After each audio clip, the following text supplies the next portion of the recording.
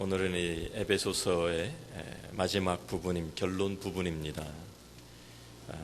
사도 바울이 에베소를 마치면서 특별히 참 두기고라는 사람을 보내고 또 그를 통해서 편지를 전달하면서 이 에베소 교회의 마지막 그의 사랑을 담은 축복을 그들에게 전달하고 있습니다. 사도 바울이 여기에 에베소 이 편지를 쓴 것을 여기에 기록하면서 22절 말씀 보니까 우리 사정을 알리고 또 너희 마음을 위로하기 위하여 내가 특별히 그를 너희에게 보내었노라 라고 기록하고 있습니다. 사도 바울은 지금 감옥에 갇혀 있는 상태입니다. 감옥에 갇혀 있는 사람은 바울인데 도리어 에베소 교인들을 걱정하면서 그들을 위로하고 하자 이 편지를 쓰고 또 두기고를 보낸다고 여기에 말씀하고 있습니다. 성숙한 사랑이 없으면 이러한 것이 불가능하죠. 병들어 누워있는 그러한 부모가 건강한 자식을 걱정하는 것과 똑같습니다. 성경에 보면 이렇게 성숙한 사랑을 가진 사람들의 몇몇이 나옵니다. 빌립보서 2장에도 보면 2장 26절 27절 말씀에 에바브로디도라는 사람이 나오는데 그는 빌립보 교회에서 사도 바울을 도우라고 보냄을 받은 사람이었습니다. 그런데 그가 사도 바울에게 와서 병에 걸려서 죽게 되었습니다. 그래서 그것을 이제 알게 된 또 빌립보 교회가 걱정하고 있는 것을 아니까 이렇게 기록합니다. 그가 너희 무리를 간절히 사모하고 자기가 병든 것을 너희가 들은 줄을 알고 심히 근심한지라. 저가 병들어 죽게 되었으나 하나님이 저를 긍휼히 여기셨고 그뿐 아니라 또 나를 긍휼히 여기사 내 근심 위에 근심을 면하게 하셨느니라. 죽을 병에 걸린 사람이 도리어 참 자기 때문에 걱정하고 근심하는 사람들을 염려하는 또 근심하는 그러한 참 사랑을 가진 사람이었다라는 말입니다. 자, 얼마나 성숙한 사랑을 가진 사람입니까? 고린도후서 11장 28절 29절에서도 사도 바울은 자기가 당한 여러 가지 고난을 그리스도를 좀 전하기 위해서 받았던 그 많은 고난을 열거하면서도 동시에 이렇게 고백하고 있습니다. 이외의 일은 고사하고 오히려 날마다 내 속에 눌리는 일이 있으니 곧 모든 교회를 위하여 염려하는 것이라. 누가 약하면 내가 약하지 아니하며 누가 실족하게 되면 내가 애타하지 아니하더냐. 자기 자신이 당한 어려움보다도 다른 사람들을 먼저 생각하고 그들을 위해서 염려하고 사랑하는 성도가 성숙한 사랑을 가진 성도입니다. 이렇게 사랑하는 에베소 교인들에게 그가 마지막으로 이 에베소를 어떻게 보면 마무리 지으면서 그들을 위해서 축복하는 이 장면이 바로 오늘 에베소서 6장 23절 24절입니다. 가장 사랑하는 사람들을 위해서 복을 빌어준다고 하면 축복을 한다고 하면 무엇을 축복하겠습니까? 자기가 생각하기에 가장 소중하고 가장 중요한 것을 그들을 위해서 축복하지 않겠습니까? 물질을 소중하게 생각하는 사람들은 물질을 축복할 것이고 건강을 소중하게 생각하는 사람들은 건강을 축복할 것이고 명예를 소중하게 생각하는 사람들은 명예를 축복할 것입니다. 그런데 사도 바울은 자기가 생명처럼 사랑하는 에베소 교인들을 위해서 참 축복을 아주 간단하게 23절 하나로 요약을 합니다. 아버지 하나님과 주 예수 그리스도께로부터 평안과 믿음을 겸한 사랑이 형제들에게 있을지어다. 우리 주 예수 그리스도를 변함없이 사랑하는 모든 자에게 은혜가 있을지어다 라고 두 가지로 23절에는 참 평안과 믿음을 겸한 사랑을 또 24절에는 그리스도를 변함없이 사랑하는 모든 자에게 은혜를 축복합니다. 우리가 잘 아는 대로 에베소서 1장부터 6장을 우리가 둘로 나눈다고 하면 1장부터 3장까지 또 4장부터 6장까지 이렇게 둘로 나눌 수가 있습니다.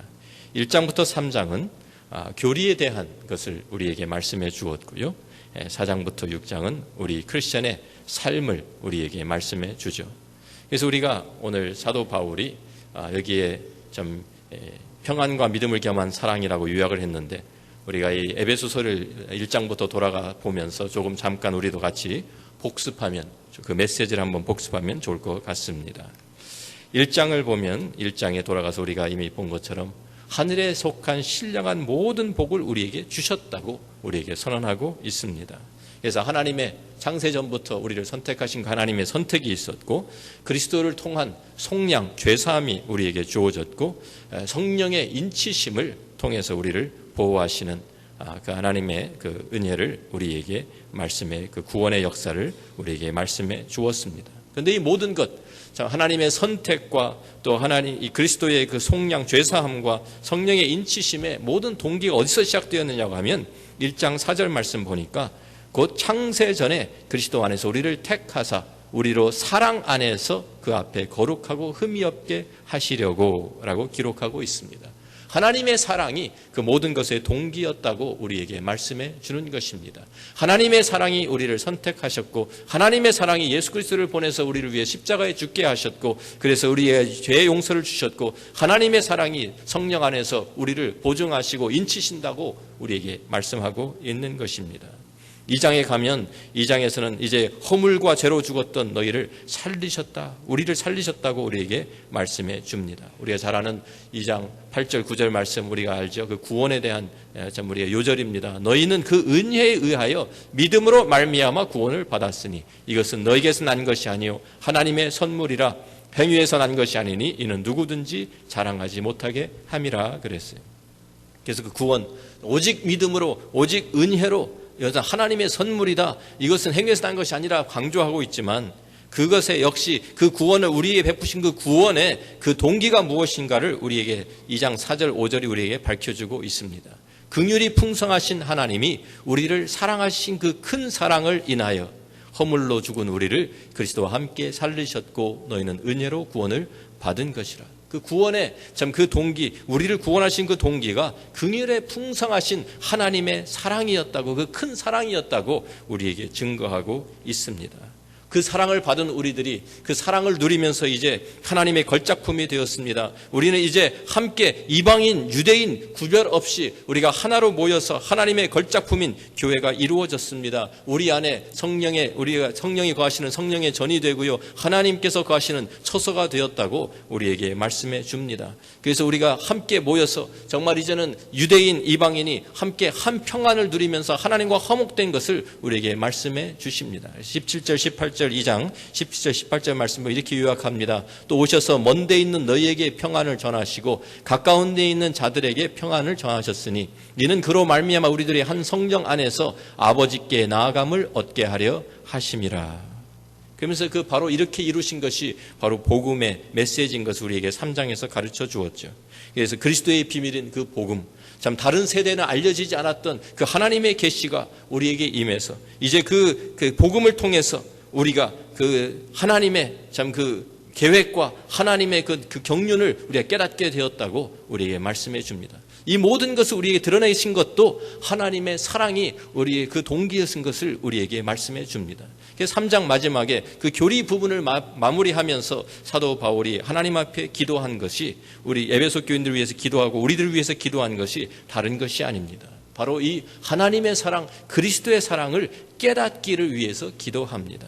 14절 말씀부터 제가 다시 봅니다. 이러므로 내가 하늘과 땅에 있는 각 족속에게 이름을 주신 아버지 앞에 무릎을 꿇고 비노니 그의 영광의 풍성함을 따라 그의 성령으로 말미암아 너희 속사람을 능력으로 강건하게 하시오며 믿음으로 말미암아 그리스도께서 너희 마음에 계시게 하시옵고 너희가 사랑 가운데서 뿌리가 박히고 터가 굳어져서 능히 모든 성도와 함께 지식에 넘치는 그리스도의 사랑을 알고 그 너비와 길이와 높이와 깊이가 어떠함을 깨달아 하나님의 모든 충만하신 것으로 너에게 충만하게 하시기를 구하노라. 하나님의 사랑이 우리 가운데 참 임해서 그 사랑을 깨닫게 되는 것을 위해서 간구하고 있습니다.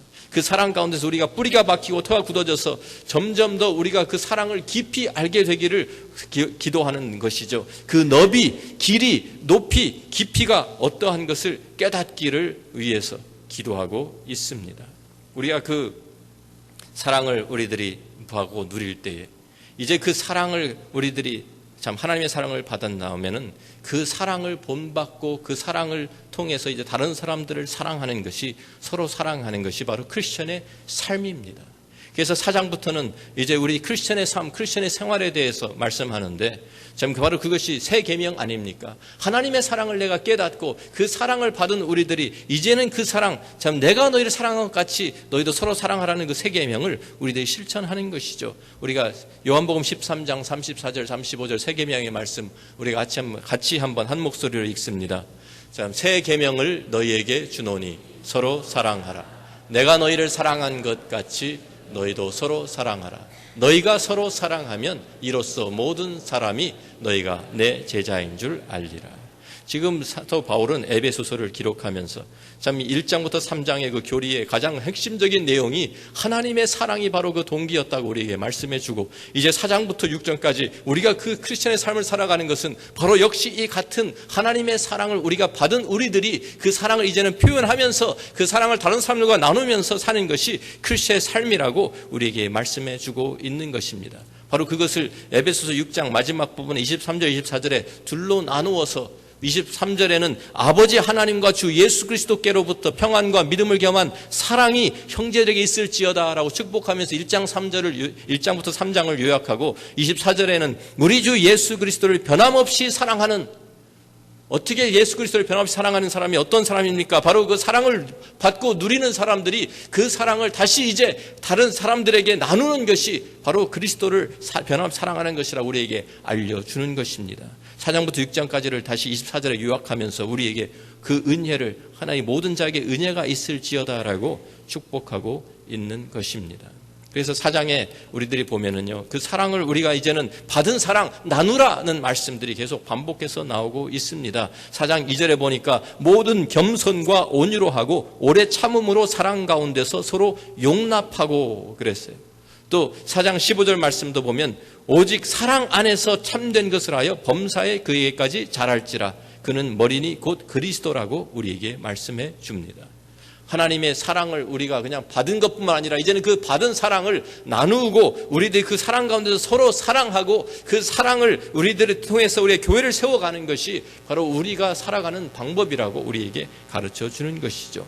5장 1절 2절 말씀도 역시 같습니다. 그러므로 사랑을 받은 자녀같이 너희는 하나님을 본받는 자가 되고 그리스도께서 너희를 사랑하신 것 같이 너희도 사랑 가운데서 행하라. 그는 우리를 위하여 자신을 버리사 향기로운 제물과 희생 제물로 하나님께 드리셨느니라. 바로 그 사랑, 하나님의 사랑을 본받고 그 사랑의 우리의 모든 삶을 지배하게 하는 것이 바로 우리 크리스천의 삶이라고 우리 가르쳐 주는 것입니다. 그래서 우리의 참 가정에서도 가장 중요한 그 참 부부 사이에서도 보면 25절에 이렇게 말씀하시죠. 남편들아 아내 사랑하기를 그리스도께서 교회를 사랑하시고 그 교회를 위하여 자신을 주심같이 하라. 우리 삶의 모든 부분의 가장 핵심에 참 우리의 그 모델이 무엇이냐면 그리스도의 사랑이라고 우리에게 가르쳐 주는 것입니다. 다시 말해서 에베소서 전체를 우리가 요약한다고 하면, 한마디로 요약한다고 하면 하나님의 사랑입니다. 하나님의 사랑을 우리가 받아서 누렸고 이제는 그 사랑을 우리가 다른 사람들과 우리 이웃들과 우리의 형제들과 자매들과 나누는 것이 크리스천의 삶이라고 우리에게 보여주고 있는 것입니다. 그러면서 우리에게 한 사람을 소개합니다. 아까 말씀드렸던 그 성숙한 사람을 가졌던 사람 중에 하나인 두기고를 우리에게 소개해 줍니다. 두기고가 어떠한 사람입니까? 여기 보니까 21절에 나의 사정 곧 내가 무엇을 하는지 너희에게도 알리려 하노니 사랑을 받은 형제요 주 안에서 진실한 일꾼인 두기고가 모든 일을 너희에게 알리리라.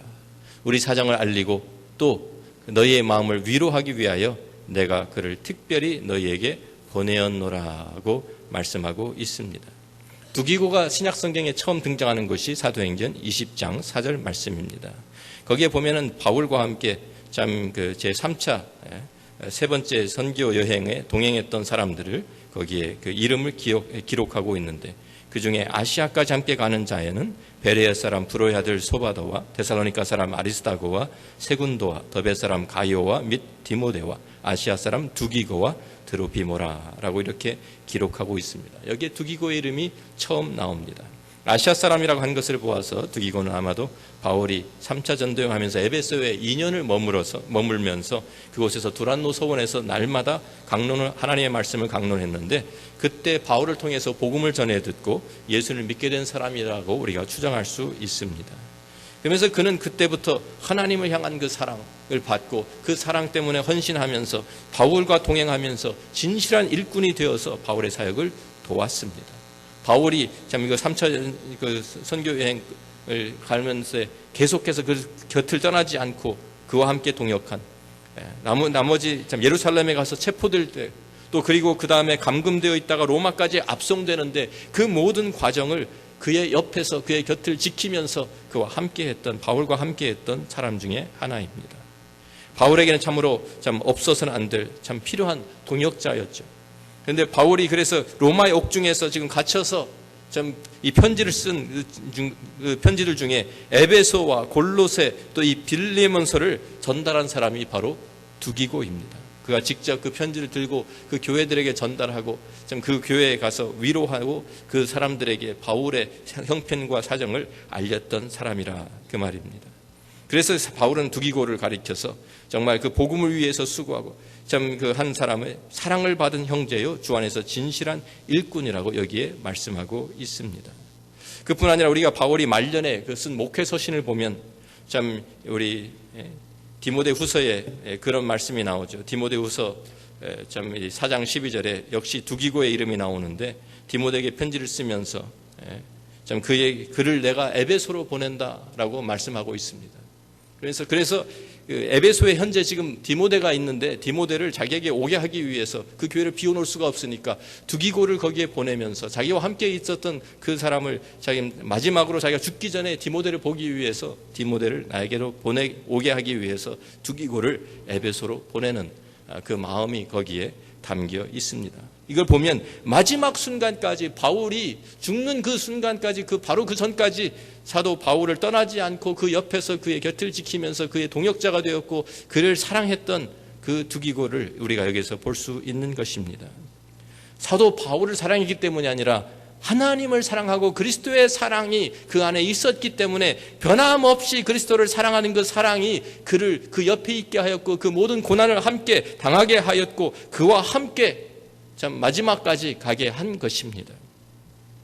우리가 보면 그래서 사도 바울과 같이 정말 참 이런 많은 편지를 쓰고 사도와 많은 선교 여행을 다니고 많은 사람들의 앞에서 참 드러나면서 일을 한 사람도 있지만 두기고와 같이 뒤에서 숨어서 정말 다른 사람들은 잘 알아주지 않지만 그 뒤에서 조용하게 하나님께 쓰임받은 사람도 있는 것을 우리가 깨닫게 됩니다. 교회 안에는 두 가지 종류의 사람들이 다 필요한 것입니다. 앞에서 일하는 사람들이 있는가 하면 뒤에서 숨어서 어떻게 보면 더 충성되게 신실하게 일하는 일꾼들이 있기 때문에 하나님의 교회가 세워지고 선교의 사역들이 이루어지는 것입니다. 바로 이 두기고를 그들에게 보내면서 참 사도 바울이 그 두기고를 통해서 그들이 위로받고 그들이 다시 새롭게 다시 일어날 수 있도록 하기 위해서 그를 보낸 것이죠. 우리들이 이 말씀들을 우리가 보면서 정말 우리가 에베소서를 요약하면서 참 사도 바울은 지금 이 모든 믿음, 우리가 믿음 생활한다는 것, 이것을 사랑으로 요약해 주고 있습니다. 예수를 잘 믿는다는 것이 도대체 무엇입니까? 우리들이 그 질문을 던진다고 하면 예수를 어떻게 잘 믿습니까? 예수님을 잘 믿는 것은 다른 것이 아닙니다. 예수님을 변함없이 사랑하는 것입니다. 그것이 예수 믿는 것입니다. 우리의 모든 것의 질문엔 참 우리의 모든 믿음에 대한 신앙생활에 대한 질문은 하나로 우리가 귀결할 수 있습니다. 결론은 하나입니다. 하나님을, 주님을, 예수 그리스도를 변함없이 사랑하느냐? 그 질문입니다.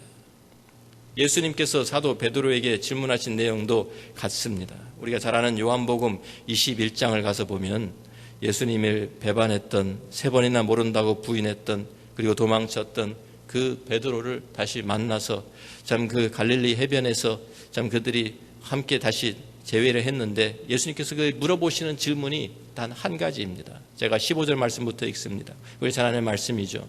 그들이 조반 먹은 후에 예수께서 시몬 베드로에게 이르시되 요한의 아들 시몬아 내가 이 사람들보다 나를 더 사랑하느냐 하시니 이르되 주님 그러하나이다. 내가 주님을 사랑하는 줄 주님께서 아시나이다.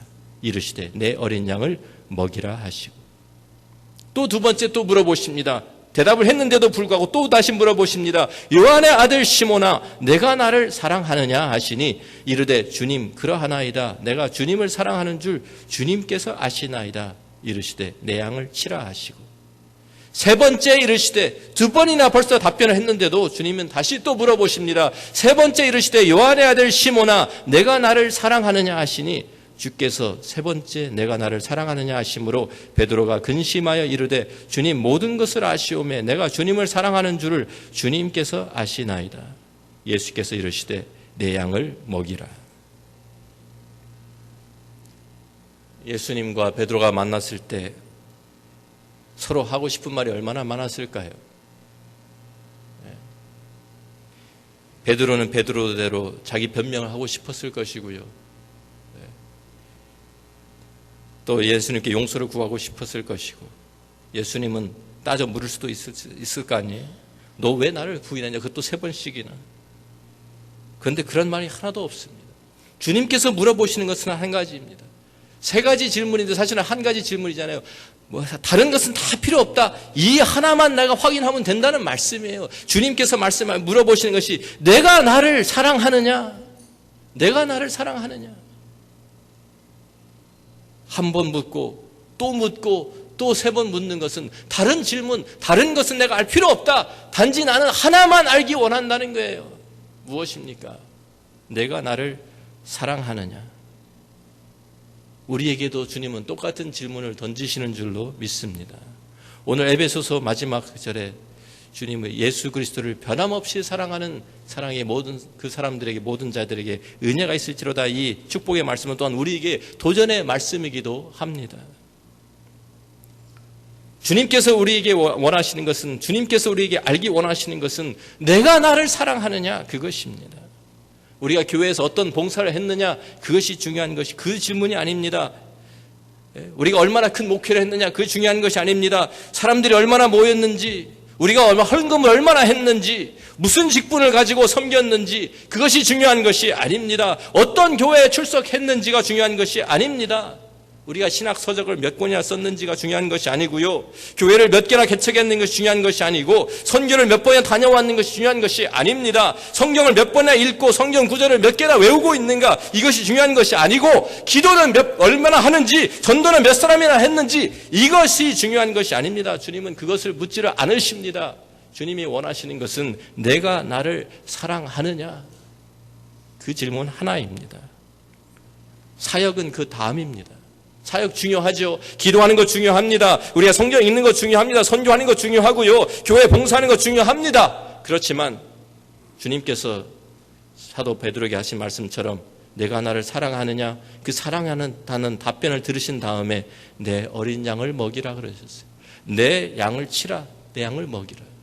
사역은 하나님의 사랑하는 그 다음에 오는 거예요. 하나님 사랑, 하나님과 사랑의 관계가 이것이 먼저입니다. 주님을 내가 사랑합니다. 주님은 그 답변을 듣기를 원하셨어요. 우리는 어떻습니까? 여기에 에베소서 6장에 우리 주 예수 그리스도를 변함없이 사랑하는 모든 자에게 은혜가 있을지어다.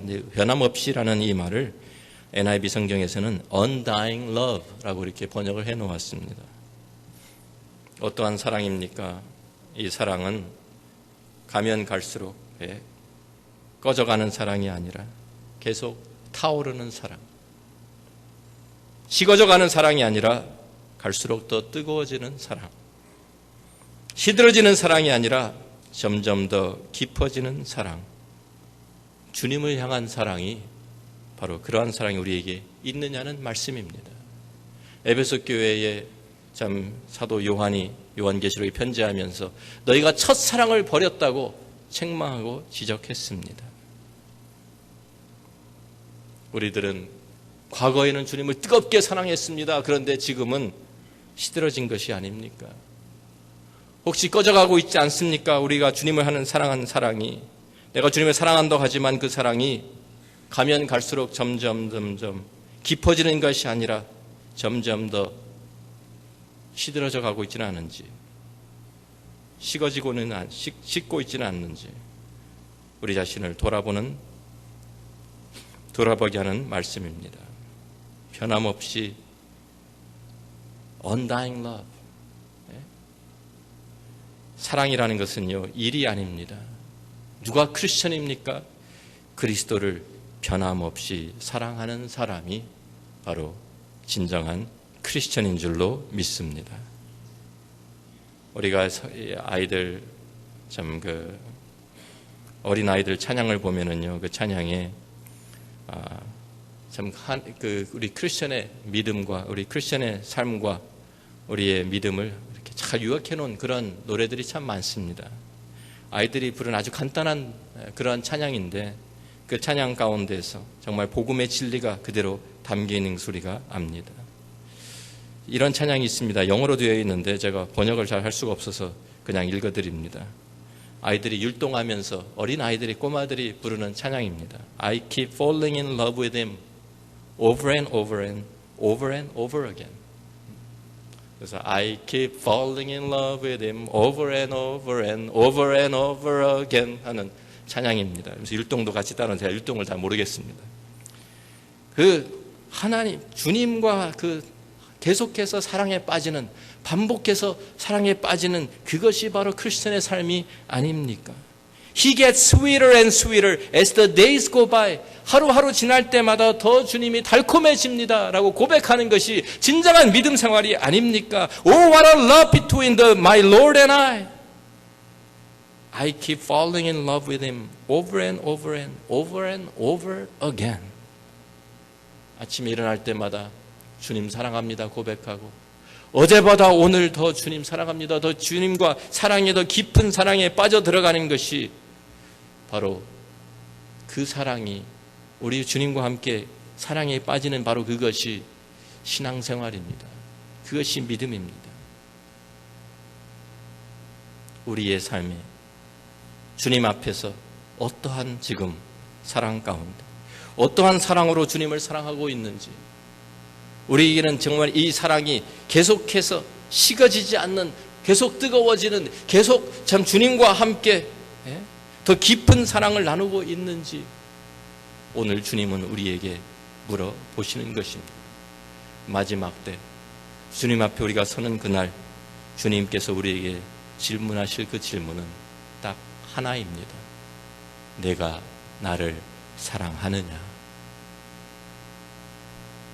우리 모두가 다 아멘 주님, 제가 주님 사랑합니다 대답할 수 있는 저와 여러분이 다 되기를 주의 이름으로 축원합니다.